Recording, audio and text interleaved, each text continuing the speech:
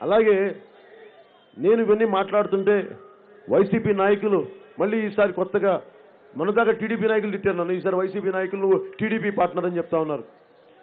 జగన్మోహన్ రెడ్డి గారు చెప్తా ఉన్నాం, నేను నిజంగా టీడీపీకే సపోర్ట్ చేయాలంటే 2014లో సపోర్ట్ చేశాను. నిజంగా 2019లో సపోర్ట్ చేయాలి అంటే నేను చెప్తాను, నేను టీడీపీ సపోర్ట్ చేస్తానని. నన్ను ఆపేది ఎవరు? కానీ వాళ్ళు ఏం చేయలేదు కదా. టీడీపీ నాయకులు నిలబడలేదనే కదా నేను బయటకు వచ్చింది. ఈ రోజున మన అనంతపురం యువతని వలసలు ఆపలేదనే కదా బయటకు వచ్చింది.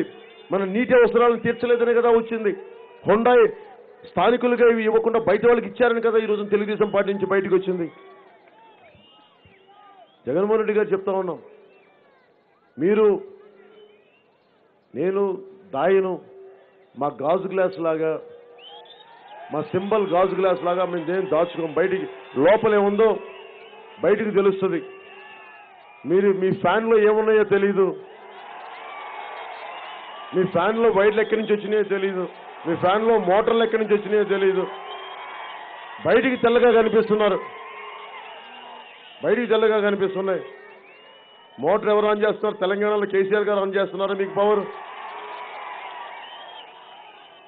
స్పేర్ పార్ట్స్ ఎవరు చేస్తున్నారు? అమిత్ షా గారు స్పేర్ పార్ట్స్ సపోర్ట్ చేస్తున్నారు, ఇస్తున్నారా మీకు బీజేపీ అమిత్ షా గారు?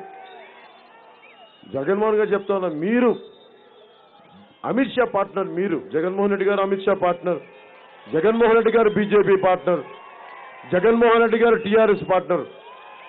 అరే నేను అందరికీ మర్యాద ఇస్తాను, కానీ నా మర్యాదని తప్పుగా దయచేసి మీరు అర్థం చేసుకోకండి. నాకు అలాంటి భయాలు లేవు. నేను ఎవరికి సపోర్ట్ చేయాలంటే భయం కోసం, నాకు దాపరికాలు ఏం లేవు. అందరూ మోసం చేసి వచ్చారు అందరినీ, ఆ మోసాలు చేయను. నేను మంచి వచ్చాడో హిపోక్రసీ లేకుండా మాట్లాడతాను. ఈ రోజున జీవితకాలం నిలబట్టడానికి వచ్చాను రాజకీయాల్లోకి, ఒక ఎన్నికల కోసం రాలా. మీకు నేను ఎలా ప్రూవ్ చేయాలి రాజకీయాల్లో ఉంటానని? ఒక పదవి లేకుండా ఏమీ లేకుండా 10 సంవత్సరాలు 2009 నుంచి 2019 వరకు ఊడిగం చేశాను.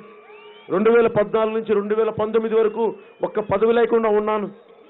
1000 కోట్లు లేవు. చంద్రబాబు గారి లాగా నేను ముఖ్యమంత్రి అల్లుండి కాదు, జగన్మోహన్ రెడ్డి గారి లాగా దివంగత ముఖ్యమంత్రి కొడుకుని కాదు, ఒక కానిస్టేబుల్ కొడుకుని నేను.